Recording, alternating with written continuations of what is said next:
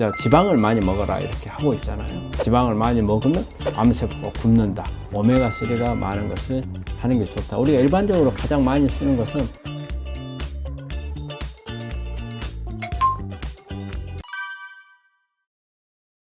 우리 이제 암하고 지방의 관계는 우리가 암은 지방을 에너지로 쓰지 않는다. 이렇게 보고 있잖아요. 그래서 요즘에 이제 이거하고 관련된 게 이제 식단이 나온 게 케톤식이잖아요. 그래서 우리 몸에 이제 그 에너지를 만드는 시스템을 한번 봐야 돼요. 우리 몸에서 에너지를 만드는 시스템은 세포 내에 미토콘드리아에서 만드는 에너지 시스템이 있고요. 우리나라 따지면 어떻게 보면 저거는 원자력 발전소 정도 생각해요. 그리고 이제 세포질에서 만드는 에너지 시설이 있어요. 이거는 어떻게 보면 뭐 화력 발전소 정도 된다 생각을 하고.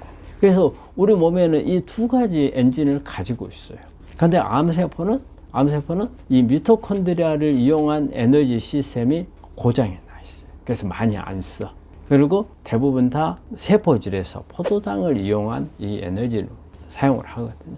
그래서 우리 이제 지방을 많이 먹게 되면 사실은 우리가 미토콘드리아를 이용한 과정으로 들어가게끔 돼 있어요. 그런데 방금도 이야기했지만 우리가 암세포는 미토콘드리아 기능이 많이 약해져 있기 때문에 지방을 잘 이용을 하지를 못해요. 그런데 포도당은 뭐 당연히 그대로 이용을 하겠지만 단백질도 사실은 포도당으로 바꿔서 에너지원에 쓸 수가 있어요.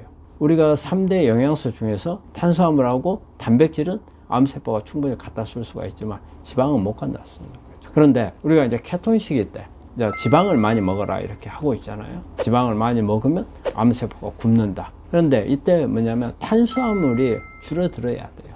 그리고 탄수화물 공급이 안 된 상태에서 지방을 줘야 암세포가 굶는 거지. 탄수화물도 먹으면서 지방을 많이 주면 결과적으로는 에너지원만 몽땅 주는 꼴밖에 안 돼요. 그래서 우리가 케톤식일 때 케톤식이 어려운 이유가 있어요. 케톤식이 어려운 이유가 탄수화물을 끊지 못해요. 우리 한국 사람들 고기를 먹고 뭐 다른 특별히 요리를 먹지만 마지막에 가면은 꼭 밥을 먹잖아요. 그래서 우리 고기배 따로 있고 밥배 따로 있다고 말을 하잖아요.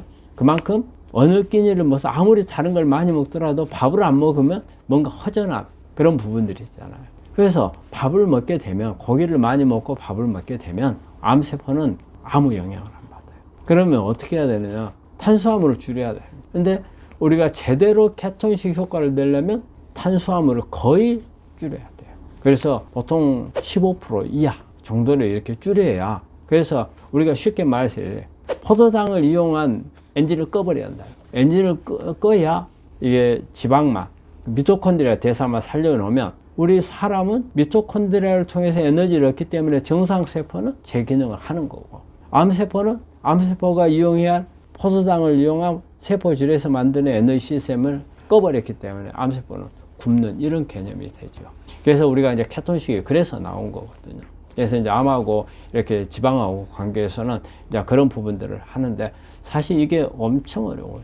왜냐 우리 매 끼를 그리 먹어야 된다는 거잖아요. 그럼 또 언제까지 그렇게 먹어야 될지. 우리가 이렇게 지방만 먹으면 되게 지방을 먹게 되면 느끼하잖아요. 그래서 한 몇 끼만 먹게 되면 대부분의 사람들이 힘들어서 참 어려워요. 되게 이제 극단적인 케톤이 있고 보통 일반적인 케톤 이런 게 있는데 중등도라고 하는데, 그래서 극단적인 케톤 시기는 참 어렵고, 일반적으로 보통 탄수화물을 우리가 일반적으로 먹을 때는 60% 정도가 탄수화물이거든요. 그리고 지방이 20%, 단백질이 20%예요. 그런데 탄수화물 비율을 20% 정도로 줄이고, 그리고 단백질은 그대로 20%로 가고 지방을 60% 정도로 이렇게 바꾸는 게 좋은 방법으로 되어 있어요. 그래서 암하고 지방은 어떻게 보면은 우리가 식사하는 가운데 우리 암을 이기기 위해서 지방에 대한 부분들이 이런 케톤식이나 이런 부분으로 가는 게 좋지만, 또 하나는요, 지방을 많이 섭취를 하고 내가 탄수화물도 같이 섭취하면서 지방을 많이 섭취하는 것은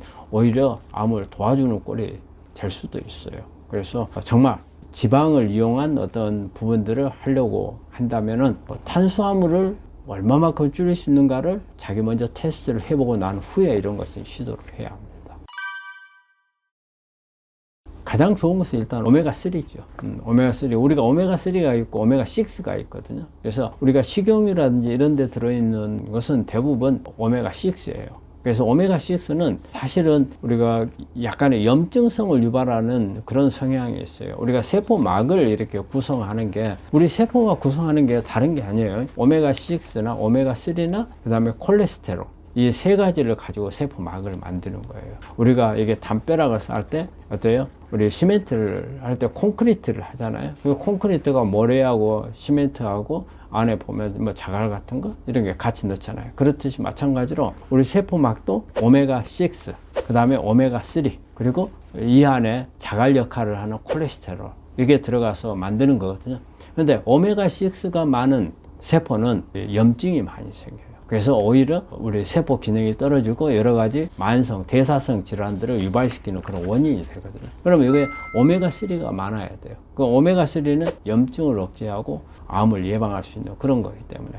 그래서 우리가 지방을 먹으려면 오메가3를 먹는 게 가장 좋고, 그런데 우리 암 환자들이 오메가3를, 그리고 어떤 오메가3를 먹는 게 좋은가 할 때는 식물성 오메가3를 먹으라고 그래요. 동물성 오메가3하고 식물성 오메가3는 좀 차이가 나요. 동물성 오메가3 속에는 오메가3도 순수한 오메가3도 있지만 DHA나 EPA 같은 게 있어요. 그래서 DHA나 EPA는 약간 변형된 오메가3거든요. 그래서 특히 뇌 같은 데에 도움이 많이 되죠. 근데 우리 어떤 뇌 전이암이라든지 또 아니면 뇌암이라든지 이런 거는 이런 동물성 오메가3가 더 도움이 될 수도 있어요. 그래서 DHA 같은 거 이런 건 오메가3는 뇌 안에 잘 들어가거든요. 근데 우리가 일반적인 암에 필요한 것은 순수한 오메가3, PEA라는 말을 쓰는데, 이런 순수 식물성 오메가3가 우리 일반적인 암, 뇌암을 제외한 경우에는 오히려 그게 훨씬 더 도움이 될 수 있거든요. 그래서 그 DHA나 EP는 그 세포막을 구성하는 데는 크게 도움이 안 돼요. 근데 우리가 특히 오메가3를 많이 쓰는 것은 세포막 구성, 세포막에 염증을 없애야 되거든요.